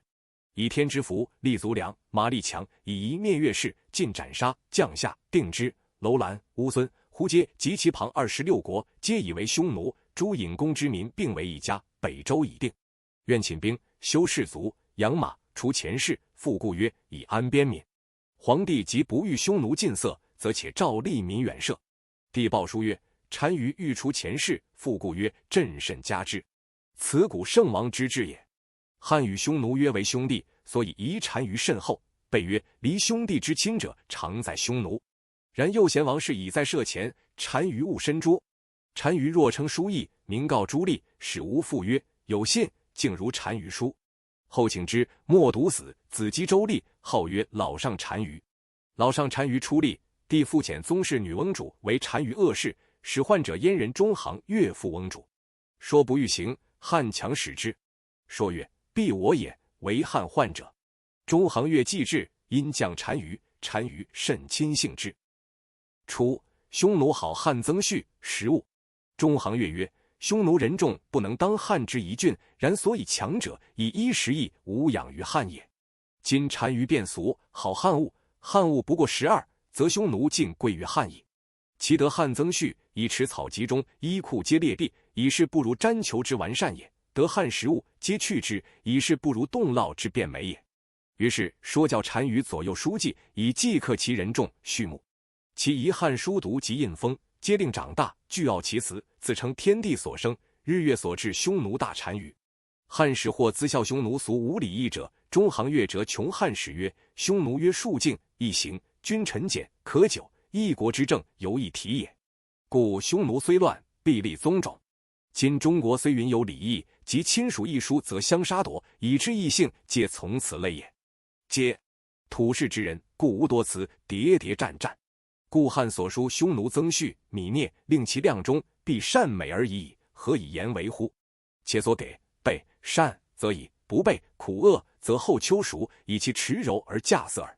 梁太傅贾谊上书曰：臣妾为今之世事，可为痛哭者一，可为流涕者二，可为常叹息者六。若其他背礼而伤道者，难辨以书举。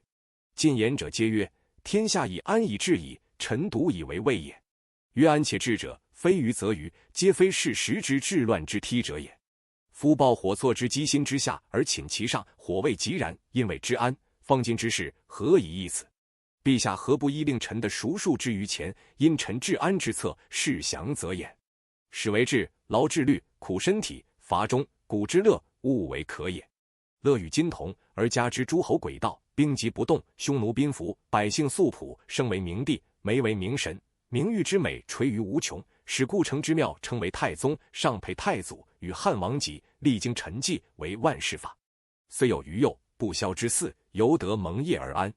以陛下之明达，因时少之治梯者，得左下风，至此非难也。夫数国故必相宜之事，下属备其殃，上属爽其忧，甚非所以安上而全下也。今或亲弟谋为东帝，亲兄之子西乡而击，今无又见告矣。天子春秋鼎盛，行义未过，德则有加焉，由上如是，况莫大诸侯，权力且识此者乎？然而天下少安，何也？大国之王幼弱未壮，汉之所致富，相方握其势。数年之后，诸侯之王大抵皆官，血气方刚，汉之父相称并而次霸，彼自成，位以上便至私人。如此，有一淮南冀北之为邪？此时而欲为治安，虽尧舜不治。皇帝曰：日中必位，操刀必割。今令此道顺而全安甚易，不肯早为，以乃剁骨肉之属而抗景之，其有一秦之计是乎？其异性富强而动者，汉以性而胜之矣，又不异其所以然。同性习是继而动，既有争矣，其事尽又复然。殃祸之变，未至所宜，明地处之上，不能以安，后世将如之何？臣切记前事，大抵强者先反。长沙乃25000户耳，功少而最完，事疏而最终，非独性一人也，亦行是然也。囊令凡立相冠据数十城而亡，今虽已残亡可也。令信岳之伦列为彻侯而居，虽至今存可也。然则天下之大既可知矣。欲诸王之皆忠附，则莫若令如长沙王；欲臣子勿租海，则莫若令如樊厉等；欲天下之治安，莫若重见诸侯而少其力。力少则一时以义，国小则亡邪心。令海内之事，如身之始毕，必之始止，莫不至从。诸侯之君不敢有一心，服凑并进而归命天子。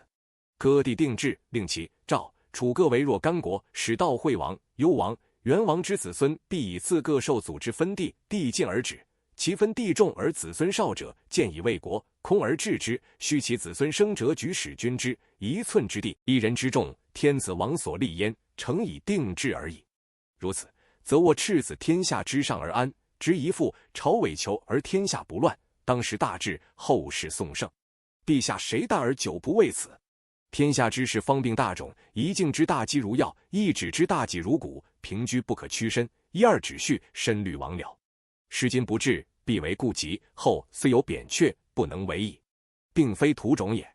又苦直立，元王之子，帝之从弟也；今之王者，从弟之子也；惠王之子，亲兄子也；今之王者，兄子之子也。亲者或王分地以安天下，疏者或知大权以逼天子。臣故曰：非土并种也，又苦直立。可痛苦者，此病是也。天下之事方道玄，凡天子者，天下之首。何也？上也。蛮夷者，天下之族。何也？下也。今匈奴蛮武侵略，志不敬也，而汉遂置金恤采增以奉之。卒凡。居上，守故居下，道现如此，莫之能解，犹为国有人乎？可为流涕者此也。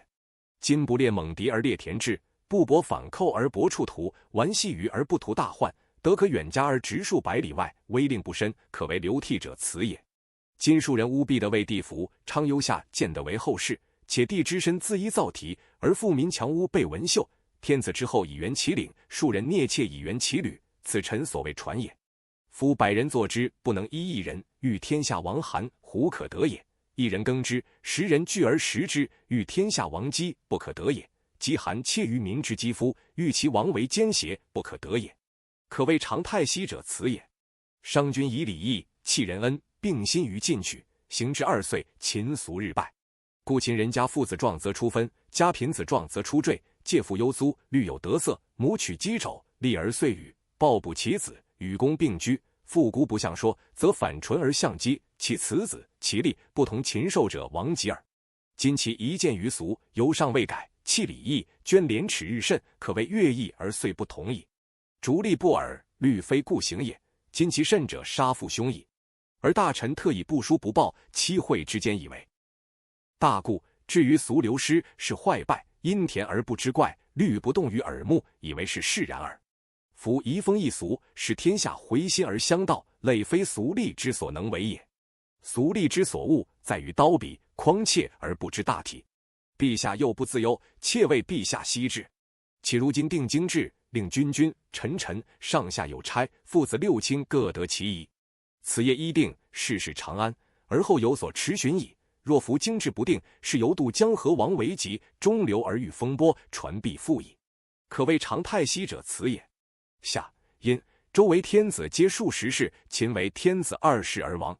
人性不甚相远也，何3代之君有道之长，而秦无道之暴也？其故可知也。古之亡者，太子乃生，故举以礼，有司其素端冕，见之难教，过缺则下，过妙则屈，故自为赤子，而教故以行矣。孩提有时，3公3少明孝人礼义以道习之，逐去邪人，不使见恶行。于是皆选天下之端士，孝悌博闻有道术者，以位易之，使与太子居处出入。故太子乃生而见正事，闻正言，行正道，左右前后皆正人也。夫喜与正人居之，不能无正，由生长于其，不能不其言也；喜与不正人居之，不能无不正，由生长于处之地，不能不处言也。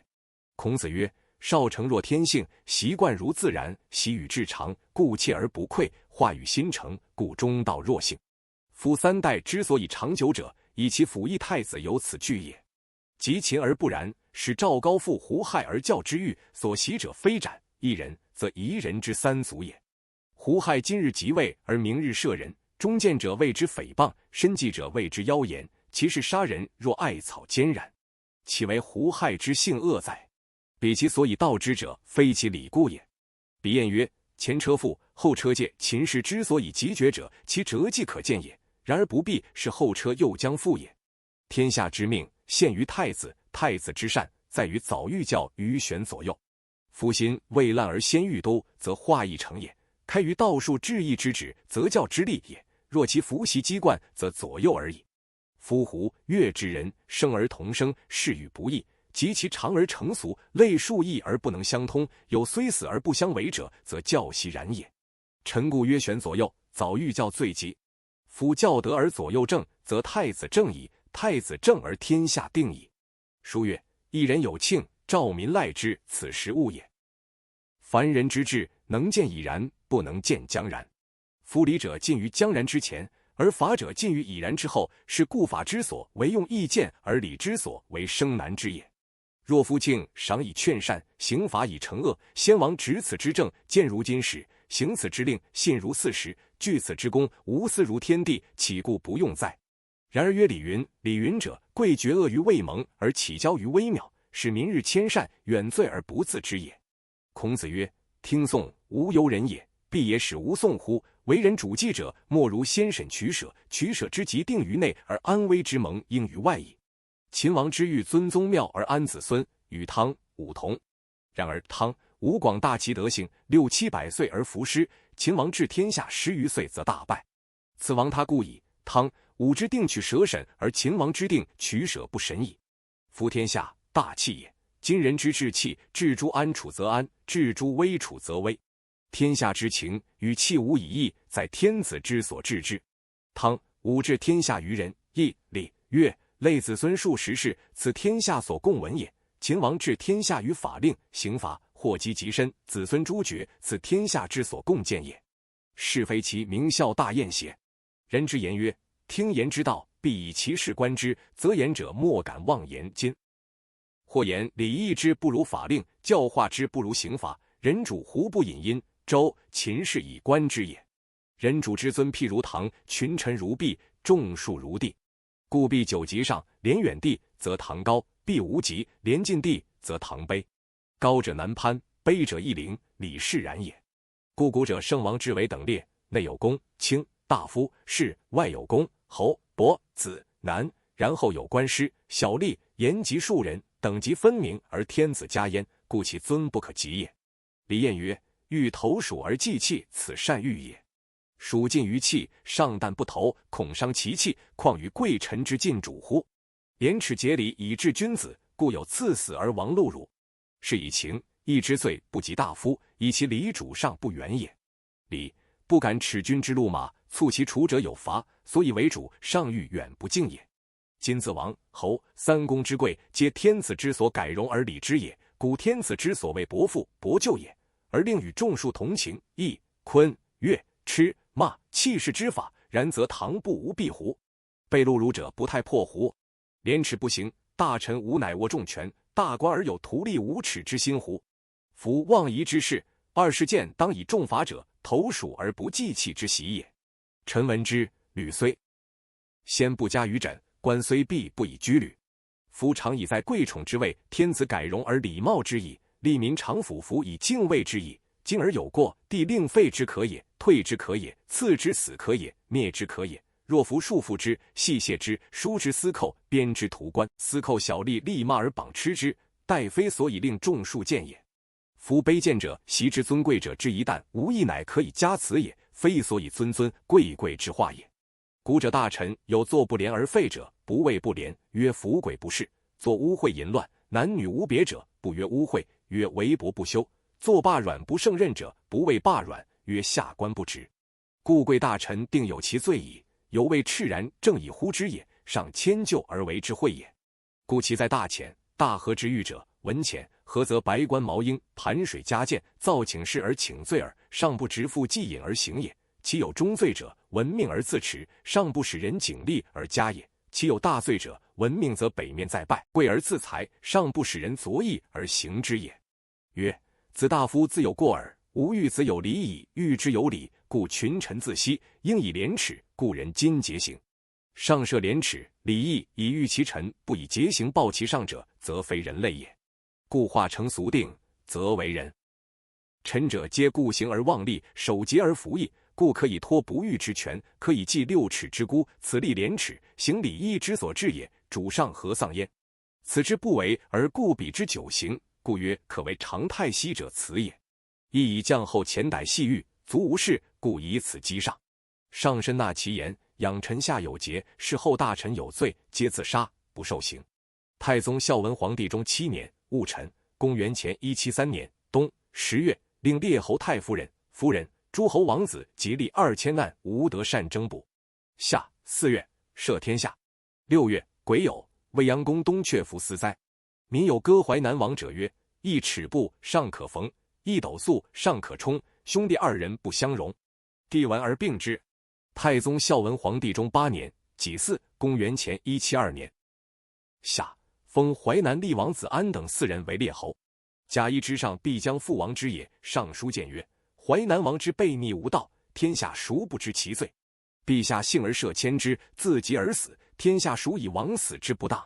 今奉尊罪人之子，士足以复谤于天下耳。此人少壮，岂能忘其父哉？白公胜所谓父报仇者，大父与叔父也。白公为乱，非欲取国代主，发愤快志，善手以冲仇人之凶，故为巨迷而已。淮南虽小，情不常用之矣，汉存特性耳。夫善仇人，足以威汉之资，于策不变。与之众，击之才，此非有子虚。白公报于广都之中，即已有专诸，今可起于两柱之间，所谓假贼兵，为虎翼者也。愿陛下少留计。上弗听。有长星出于东方。太宗孝文皇帝中9年庚午，公元前171年春，大旱。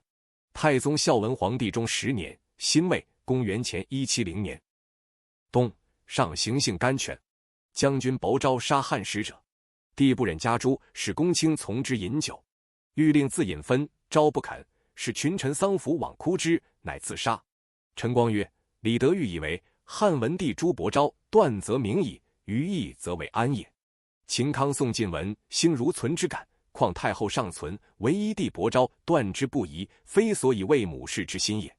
臣愚以为法者，天下之公器，为善持法者，亲疏如一，无所不行，则人莫敢有所事而犯之也。夫薄昭虽素称长者，文帝不为至贤师父而用之点兵，教而犯上，至于杀汉使者，非有事而然乎？若有从而赦之，则与成哀之事何异哉？魏文帝常称汉文帝之美，而不取其杀薄昭，曰：旧后之家，但当养育以恩，而不当假借以权，既处罪法，又不得不害。即文帝之始，不防贤昭也，斯言得之矣。